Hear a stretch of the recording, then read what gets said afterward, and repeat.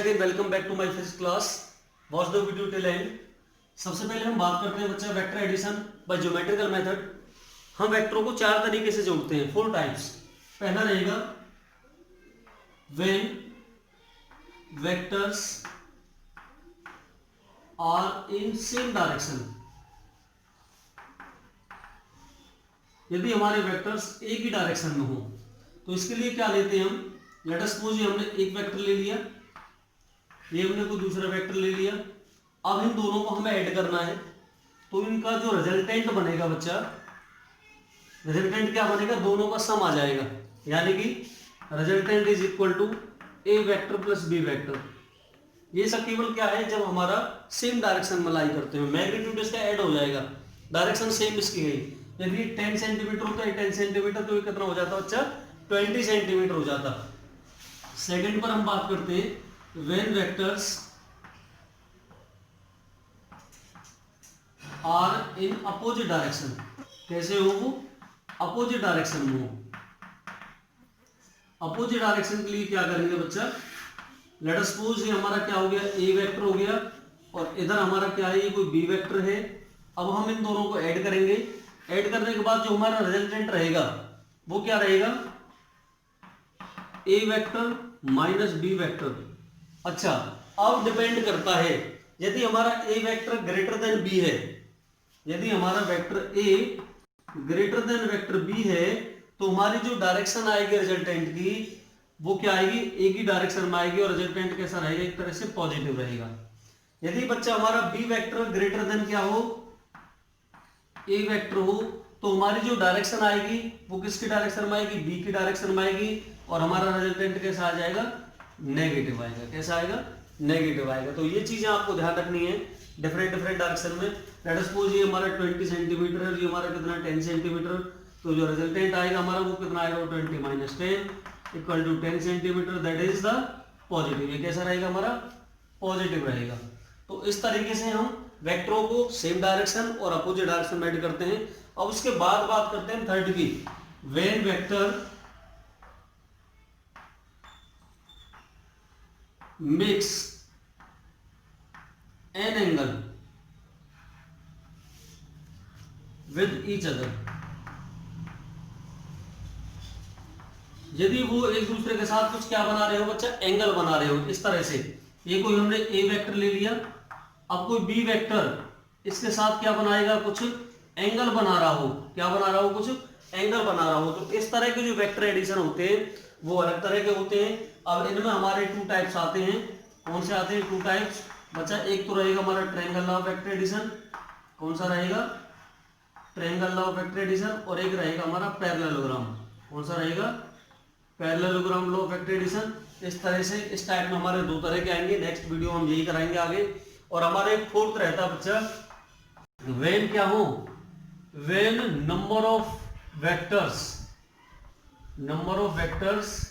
Are adding lies in different direction. बहुत अलग अलग दिशाओं में हो सभी। कोई वेक्टर इधर जा रहा है, कोई वेक्टर इधर जा रहा है, कोई इधर आ रहा है, कोई इस तरह से बहुत सारे वेक्टर हो हमारे, और हमें सभी वेक्टर क्या करने हो, ऐड करने हो।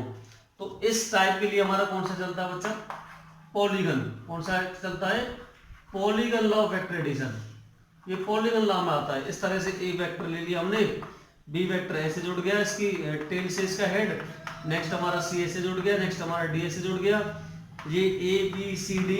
और ये इस तरह का एडिशन क्या रहता है, सेम ऑर्डर में। सेम ऑर्डर का मतलब पहले वाले का हेड और दूसरे वाले का टेल, फिर पहले वाले का हेड दूसरे वाले का टेल, फिर पहले वाले का हेड दूसरे वाले का टेल। इस तरह से जो एडिशन होता है that is the same order addition. और जो लास्ट में एडिशन होगा, वो जो क्लोजिंग साइड रहती है वो हमेशा अपोजिट ऑर्डर में रहती है। और जहां भी अपोजिट ऑर्डर आ जाए वो उसका क्या बनता है, वो उसका रिजल्टेंट बनता है। तो हमने अभी तक क्या करा है, जब वेक्टर आपका सेम डायरेक्शन में हो, जब वेक्टर आपका अपोजिट डायरेक्शन में हो, जब आपका वेक्टर एक दूसरे के साथ कुछ एंगल बना रहा हो, और जब बहुत सारे वेक्टर एक साथ एडिशन कर दिए गए हो, तो वो क्या बनता है, पॉलीगन लॉ। अब हम बात करते हैं बच्चा triangle law of vector addition की। तो नेक्स्ट टॉपिक हमारा triangle law of vector addition. तब तक इसका आप स्क्रीनशॉट ले लें। तो चलिए बच्चा, very interesting topic triangle of vector addition. चलिए इसकी डेफिनेशन की बात करते हैं हम। it states that if two vectors represent both magnitude and direction by two sides of a triangle, बहुत आसान है, समझाऊंगा मैं।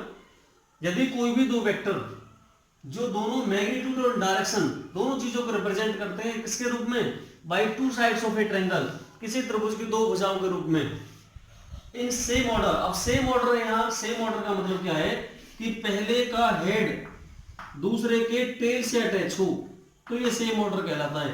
पहले वाले का हेड एरो और दूसरे वाले का क्या आना चाहिए, टेल होना चाहिए। यदि इस तरह का आपका कॉम्बिनेशन बनता है तो वो क्या कहलाता है, सेम ऑर्डर। यानी कि वो कह रहा है कि कोई भी दो वेक्टर किसी ट्रायंगल के दो साइडों को रिप्रेजेंट करते हैं मैग्नीट्यूड एंड डायरेक्शन दोनों के रूप में, और कैसे, सेम ऑर्डर में। तो उनका जो रिजल्टेंट वेक्टर रहेगा वो क्या रिप्रेजेंट करेगा, both magnitude and direction by third side of A triangle in opposite order. अब यहाँ जो अपोजिट ऑर्डर वर्ड आया है इसका मतलब क्या है, अपोजिट का मतलब एक का हेड और दूसरे का भी हेड ही मिलना चाहिए। जहां पर हेड हेड टच कर जाए वो कैसा रहता है बच्चा, अपोजिट ऑर्डर रहता है। कैसा रहता है वो, अपोजिट ऑर्डर। और जहां पर हेड और टेल मिले वो क्या रहता है हमारा, सेम ऑर्डर रहता है। ये चीज बहुत याद रखने वाली है। हमने कोई भी ए और दो वेक्टर ले लिए ए एंड बी जो हमारे मैग्नीट्यूड और डायरेक्शन दोनों को रिप्रेजेंट करते हैं। Let us suppose this is the 10 Newton force and this is the 5 Newton force. अब देखिए ये हमारा 5 और 10 क्या हो गए, मैग्नीट्यूड हो गए, और डायरेक्शन जो एरो लग रहा है ये क्या दिखा रहा है, इसकी डायरेक्शन, ये इस डायरेक्शन में, इस डायरेक्शन में। तो ये दोनों क्या कर रहे हैं, मैग्नीट्यूड एंड डायरेक्शन को रिप्रेजेंट कर रहे हैं किसके रूप में, किसी ट्रायंगल की दो साइडों के रूप में। अब साइडों के रूप में हम इसे अरेंज करेंगे इस तरह से। ये बच्चा हमने क्या ले लिया, एक वेक्टर ले लिया ए जो वन साइड को रिप्रेजेंट कर रहा है किसी ट्रायंगल की को, और बी वेक्टर हमने इस तरह से ले लिया। ये हमारा क्या हो गया बच्चा, बी वेक्टर हो गया, ये हमारा बी वेक्टर हो गया। अब देखिए ये कैसा ऑर्डर है, ये हमारा सेम ऑर्डर है, क्योंकि पहले वाले का हेड और दूसरे वाले की क्या लग रही है, टेल लग रही है। तो ये दोनों किस में अरेंज कर दिए हमने, सेम ऑर्डर में। किसके रूप में, two sides of A triangle. अब क्या होगा, जो इसकी क्लोजिंग साइड रहेगी या इसकी जो थर्ड साइड रहेगी, ये इसकी जो थर्ड साइड है, यदि वो अपोजिट ऑर्डर में है, अपोजिट का मतलब इसका भी हेड और इसका भी हेड, तो ये क्या दिखाएगा, ये रिजल्टेंट दिखाएगा। या तो दोनों हेड हेड या दोनों टेल टेल। यहां पे देख लीजिए अपोजिट ऑर्डर है, तो ये क्या रहेगा बच्चा, रिजल्टेंट रहेगा। और रिजल्टेंट हम जानते हैं कैसा रहता है, सेम डायरेक्शन में हो तो ए प्लस बी, अपोजिट डायरेक्शन में हो तो ए माइनस बी। लेकिन ये कुछ ना कुछ एंगल पर इंक्लाइंड है। किस पर इंक्लाइंड है, एंगल पर। तो यहां पर इसका रिजल्टेंट एंगल रहेगा, लेकिन A angle, B vector A angle पर कितना इंक्लाइंड है, ये इस पर थीटा एंगल से झुका हुआ है। अब यहाँ बहुत इंपॉर्टेंट बात है एक सीखने वाली, कि यदि बच्चा आपका, यदि आपका ए वेक्टर और बी वेक्टर दोनों का यदि टेल टेल जुड़ा हो तो एंगल बीच का लिया जाता है, याद रखना। यदि दोनों का टेल टेल या दोनों का हेड हेड, इस तरह से ए वेक्टर और इस तरह से B vector, A and B, यदि दोनों का हेड हेड जुड़ा हुआ हो तो बीच का एंगल लिया जाता है। यदि आपका हेड और टेल जुड़ी हुई हो सेम ऑर्डर की, इस तरह से ये कोई हमारा ए वेक्टर हो गया और ये कोई हमारा क्या हो गया बच्चा, बी वेक्टर हो गया, ये ए और बी, इसका अब हेड है और इसकी क्या है, टेल, तो बच्चा एंगल हमेशा ये लिया जाता है, बाहर वाला एंगल। कौन सा लिया जाएगा, आउटर, एक्सटीरियर, बाहर वाला एंगल लिया जाएगा। कब, जब आपका पहले का क्या हो, हेड हो, और दूसरे का क्या हो, टेल हो। यदि आपका सेम ऑर्डर है तो बाहर वाला एंगल, यदि आपका अपोजिट ऑर्डर है तो क्या लिया जाएगा, अंदर वाला एंगल लिया जाता है। तो ये चीज आप हमेशा याद रखिएगा। एंगल कौन सा लेना, हमें थीटा लेना है। ये थीटा एंगल बन रहा है ए और बी वेक्टर के बीच का। अब इनकी हम नेम ही रख लेंगे। यदि मैं इसका नाम बच्चा क्या रखूं, पी वेक्टर रखूं, इसका नाम मैं क्यू वेक्टर रखूं, और इसका नाम क्या रख दूं, मैं एस वेक्टर रख दूं। क्या रख दूं, एस वेक्टर। हमें क्या करना है, यहां से बच्चा एक परपेंडिकुलर ड्रॉ कर लेंगे, ड्रॉ द परपेंडिकुलर। इस पॉइंट का नाम क्या रख देंगे, हम एन रख देंगे। तो ये क्या बन गया, हमारे एक राइट एंगल ट्रायंगल बन गया। बाकी चीजों को मैं हटा देता हूं यहां से। तो देखिए क्या होगा बच्चा आगे, हमने ए और बी वेक्टर दोनों को क्या कर दिया, इंक्लाइंड कर दिया थीटा एंगल से। इसके ऊपर बी वेक्टर को ए वेक्टर पर थीटा एंगल से इंक्लाइंड है। यहां से हमने परपेंडिकुलर ड्रॉ कर लिया। ये परपेंडिकुलर ड्रॉ है तो ये एंगल कितना रहेगा बच्चा, हमारा 90 डिग्री का एंगल रहेगा ये। अब इस छोटे ट्रायंगल को देखिए आप, एस एन क्यू को, इस ट्रायंगल को एस एन क्यू, ये इस तरह से बना हुआ है हमारा। ये परपेंडिकुलर, ये हमारा बी वेक्टर और ये हमारा A vector, this is the vector A and this is the vector, ये ए वेक्टर तो था हमारा यहाँ तक, ये क्यू था पॉइंट हमारा, और ये कौन सा पॉइंट था हमारा एन था, ये कौन सा था हमारा एस था, ये हमारा बी वेक्टर है, और ये एंगल कितना हमारा थीटा एंगल है। अब हमें देखिए बच्चा हाइपोटेन्यूज दिया हुआ है, बेस और परपेंडिकुलर नहीं दिए हुए हमें, ये भी हमारा डॉटेड में है तो डॉटेड में ले लें इसे आप। यदि इस राइट एंगल ट्रायंगल में, कौन सा राइट एंगल ट्रायंगल है देखना बच्चा, from right angle triangle QNS, यहां भी देखते हुए चले आप। यदि मैं इसमें बच्चा बेस निकालूं, ये हमारा बेस है, तो बेस अपॉन हाइपोटेन्यूज क्या होगा, बेस का मतलब QN अपॉन हाइपोटेन्यूज का मतलब SQ इज इक्वल टू क्या होगा बच्चा, कॉस ऑफ द थीटा रहेगा। यदि मैं बेस निकालूं QN तो कितना हो जाएगा, SQ की वैल्यू कितनी हमारी B है, तो B cos ऑफ थीटा हो जाएगा, क्या हो जाएगा, B cos ऑफ थीटा। इसी तरह से यदि मैं इसकी बात करूं बेटा परपेंडिकुलर की, SN निकालूं इसी ट्रायंगल से, तो SN अपॉन ये कितना है इसका हाइपोटेन्यूज SQ कितना होगा हमारा हो जाएगा बच्चा sine of the theta, perpendicular upon hypotenuse क्या रहता है साइन थीटा। यदि मैं यहाँ से SN निकालूं तो कितना हो जाएगा B sine of the theta, क्यों, क्योंकि बच्चा हमारा SQ की वैल्यू कितनी है, B है। दोनों चीज निकाल ली हमने, परपेंडिकुलर भी और हमने बेस भी, तो मैं परपेंडिकुलर की यहाँ वैल्यू रख देता हूँ, कितनी वैल्यू आई बच्चा हमारी B sine of the theta, और बेस की वैल्यू कितनी आई हमारी B cos of the theta. ये दोनों वैल्यू हम निकाल चुके हैं, QN की वैल्यू कितनी है B cos थीटा, और SN की वैल्यू कितनी है हमारी B sin थीटा। अब देखिए यहां से हमें क्या करना है बच्चा, ये दोनों वैल्यू आप निकाल चुके हो, ये आपको नोट डाउन कर लेंगे, यहां से मैं से हटा देता हूं। अब आपको केवल बड़ा ट्रायंगल देखना है, और बड़ा ट्रायंगल कौन सा हमारा, बड़ा है हमारा PNS। फिर से देखिए, from triangle now, from triangle PNS, ये हमारा राइट एंगल ट्रायंगल है PNS, और इसमें हम पाइथागोरस थ्योरम लगा देंगे, अप्लाइंग क्या लगाएंगे, applying PGT theorem, PGT Pythagoras theorem. तो क्या होगा हमारा हाइपोटेन्यूज कौन सा बच्चा, PS, तो जो PS का स्क्वायर रहेगा वो किसके इक्वल रहेगा हमारा, PN का स्क्वायर प्लस कौन सा रहेगा हमारा NS का स्क्वायर। वैल्यू पुट करेंगे हम, PS का स्क्वायर, अब PN को आप ब्रेक करके लिखना PQ plus QN, this is the PQ plus QN, इसका क्या हो जाएगा स्क्वायर प्लस NS का स्क्वायर। बच्चा इसकी क्या रख देंगे हम, सभी की वैल्यू सब्स्टिट्यूट करेंगे, तो यहां से ये क्या बनेगा हमारा, ये रिजल्टेंट है, हमने रिजल्टेंट लिया हुआ है R is equal to PQ की वैल्यू कितनी है बच्चा, A है, वेक्टर A प्लस QN की वैल्यू कितनी है हमारी, QN की वैल्यू हमारी B cos थीटा है, तो यहाँ से B cos ऑफ थीटा, इसका स्क्वायर है तो स्क्वायर होगा बच्चा, प्लस NS की वैल्यू क्या है B sin थीटा, तो यहाँ से B sin थीटा हो जाएगा। आप केयरफुली वीडियो को देखें, पूरा देखिए। R इक्वल टू कितना होगा, स्क्वायर ओपन करेंगे तो पहली टर्म का स्क्वायर प्लस दूसरी टर्म का स्क्वायर, और प्लस कितना होगा बच्चा 2AB cos of the theta, और प्लस इसका स्क्वायर खोलेंगे हम तो B स्क्वायर और कितना साइन स्क्वायर थीटा। यहाँ से resultant equal to A square, square है इसके ऊपर प्लस ये टर्म देखिए बच्चा, इसमें से क्या कॉमन आ जाएगा, B स्क्वायर कॉमन आ जाएगा, अंदर क्या बचेगा हमारा sine square theta plus cos of square theta, और प्लस ये टर्म पीछे बचेगी हमारी 2AB cos ऑफ थीटा। अब जिस बच्चे को ये भी नहीं पता होगा उसे हम क्या बोलेंगे, उसे हम बोलेंगे बहुत होशियार बच्चा, यानी कि आप समझते हो मैं क्या कहना चाह रहा हूँ। Sine square plus cos square 1 होगा हमारा, प्लस उसके बाद कितना हो गया 2AB cos of the theta. तो ये हमने क्या निकाल लिया बच्चा यहाँ से। अच्छा, इसके ऊपर का जो स्क्वायर है अभी वो चलता रहेगा, और लास्ट में जब स्क्वायर हटाएंगे तो किस में आ जाएगा बच्चा, वो रूट में आएगा। तो हमारा रिजल्टेंट कितना आया यहाँ से, हमारा जो रिजल्टेंट आया वो आया root of the A square plus B square plus 2AB cos of the theta. ये हमने क्या निकाल दिया, रिजल्टेंट निकाल दिया, मैग्नीट्यूड ऑफ द रिजल्टेंट कितना, root of A square plus B square plus 2AB cos of the theta.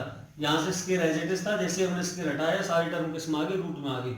अब हम बात करते हैं इसके भी तीन केस बन जाते हैं छोटे छोटे, जो डिफरेंट डिफरेंट एंगल पर रिजल्टेंट की वैल्यू चेंज करते रहते हैं मैग्नीट्यूड की। किस तरीके से, आप इसका स्क्रीनशॉट ले ले तब तक। डियर स्टूडेंट्स, हमने जो रिजल्टेंट निकाला था इसका magnitude, out of the magnitude कितना आया था, वो हमारा आया था root of A square plus B square plus 2ab cos of the theta. ये हमने रिजल्टेंट का मैग्नीट्यूड निकाला है। अब हमारे यहाँ से स्पेशल केस चलते हैं। स्पेशल केस देखिए, एंगल से कितना चेंज आता है मैग्नीट्यूड में। इफ यदि हमारा पहला केस कौन सा ले, इफ एंगल यानी कि थीटा इक्वल टू 0 डिग्री ले लें हम। 0 डिग्री का मतलब आप यहाँ समझ सकते हो कि ये जो वेक्टर बी है वो भी एक ही डायरेक्शन में ही आ जाए, यानी कि हॉरिजॉन्टल प्लेन पर लाई कर जाए। तो कितना होगा, रिजल्टेंट का magnitude is equal to the A square plus B square plus 2ab cos of the बच्चा थीटा की जगह हम क्या वैल्यू रख देंगे, 0 डिग्री। और ये आप अच्छे से जानते हो कि cos 0 कितना रहता है हमारा, 1 रहता है। तो रिजल्टेंट कितना होगा बच्चा, छोटे बच्चे हैं आप तो सारी चीजें जानते हो, कितना हो जाएगा, 2ab हो जाएगा। This is the formula of किसका बन गया, ये a प्लस बी का स्क्वायर का फॉर्मूला, स्क्वायर से रूट कैंसिल। तो रिजल्टेंट हमारा सीधा सीधा आ गया बच्चा sum of the two vectors. Direct जोड़ देंगे हम दोनों वेक्टरों को, यदि हमारा एंगल कितना हो, 0 डिग्री। 0 डिग्री का मतलब दोनों जो वेक्टर है आपके सेम डायरेक्शन में आ जाए, तो डायरेक्ट ऐड करते आ रहे थे हम उस दिन से। सेकंड कौन सा हमारा, इफ यदि हमारा एंगल कितना हो जाए बच्चा, 90 डिग्री हो जाए, तब क्या केस होगा, 90 डिग्री पर होते ही हमारा रिजल्टेंट क्या बनेगा बच्चा, root of A square plus B square plus 2ab cos of, अब थीटा की जगह 90 हो जाएगा। और ये तो आप बहुत पहले से जानते हो, cos 90 कितना होगा, 0 होगा। तो रिजल्टेंट कितना होगा बच्चा, root of A square plus B square, क्योंकि सर सारी टर्म क्या बन जाएगी, 0 बन जाएगी। तो इस बात से हम क्या निकाल सकते हैं, रिजल्टेंट निकाल सकते हैं। Now the third case is, if यदि हमारा थीटा कितना हो, 180 हो, और 180 को हम क्या बोल सकते हैं, दूसरी भाषा में एंटी पैरेलल क्या बोल सकते हैं, एंटी पैरेलल या अपोजिट भी बोल सकते हैं, अपोजिट डायरेक्शन में वेक्टर हो। तो हमारा रिजल्टेंट कितना होगा बच्चा, root of A square plus B square plus 2ab और cos ऑफ 180। cos 180 कितना होगा बच्चा, -1 रहता है, cos 180 इज -1, और -1 वैल्यू आती है, रिजल्टेंट हमारा कितना होगा बच्चा, root of A square plus B square minus 2ab। ये हमारा a माइनस बी का होल स्क्वायर का फॉर्मूला बनेगा। a माइनस बी का होल स्क्वायर, स्क्वायर से रूट कैंसिल होगा, और जो रिजल्टेंट आएगा वो डायरेक्टली a माइनस बी हो जाएगा। रिजल्टेंट हम तीनों निकाल चुके हैं डिफरेंट डिफरेंट एंगल पर। अब हम बात करते हैं डायरेक्शन ऑफ रिजल्टेंट कि जो रिजल्टेंट है उसकी डायरेक्शन क्या है, वो किस दिशा में है, कहां पर है। तो वो हमारा ये एंगल दिखाएगा। इस एंगल को यदि मैं अल्फा मान लूं बच्चा, क्या मान लूं, अल्फा। यदि मैं इसका टेंजेंट निकाल लूं, हमेशा डायरेक्शन क्या दिखाता है, टेंजेंट दिखाता है। तो डायरेक्शन ऑफ रिजल्टेंट क्या निकाल देते हूं मैं, डायरेक्शन ऑफ रिजल्टेंट, रिजल्टेंट की डायरेक्शन हमेशा क्या दिखाएगा, टेंजेंट इसका, टेंजेंट ऑफ अल्फा। और टेन अल्फा क्या निकलता है हमेशा, परपेंडिकुलर अपॉन बेस। परपेंडिकुलर कौन सा है इसका, SN, और बेस कौन सा बच्चा इसका, PN। अब SN को तो हम SN ही ले लेंगे, लेकिन PN को हम चेंज कर देंगे। PN को कैसे, PQ प्लस QN। तो बच्चा PQ प्लस QN, बहुत आसानी से देखिएगा आप इसे। Tan alpha equal to SN की वैल्यू क्या है, सभी जानते हैं, B साइन थीटा। तो B साइन थीटा रख दिया हमने यहाँ से, अपॉन इसकी वैल्यू कितनी है, PQ की, A वेक्टर है, A प्लस, अब QN की वैल्यू कितनी हमारी, B cos थीटा। तो यहाँ से B cos ऑफ थीटा रख दिया मैंने।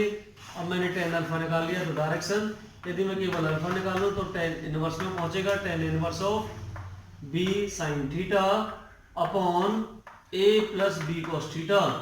बहुत आसान कंसेप्ट है हमारा ये। आपका मैंने triangle law of addition complete कराया है। इस वीडियो को आप ज़्यादा से ज़्यादा देखें, शेयर करें दोस्तों के साथ, ग्रुप में शेयर करें। आपका एक शेयर किसी भी बच्चे के लिए बहुत ज़्यादा हेल्पफुल हो सकता है। ज़्यादा से ज़्यादा कमेंट, शेयर, लाइक, सब्सक्राइब करें, वीडियो को देखें, और आपकी जो भी क्वेरी है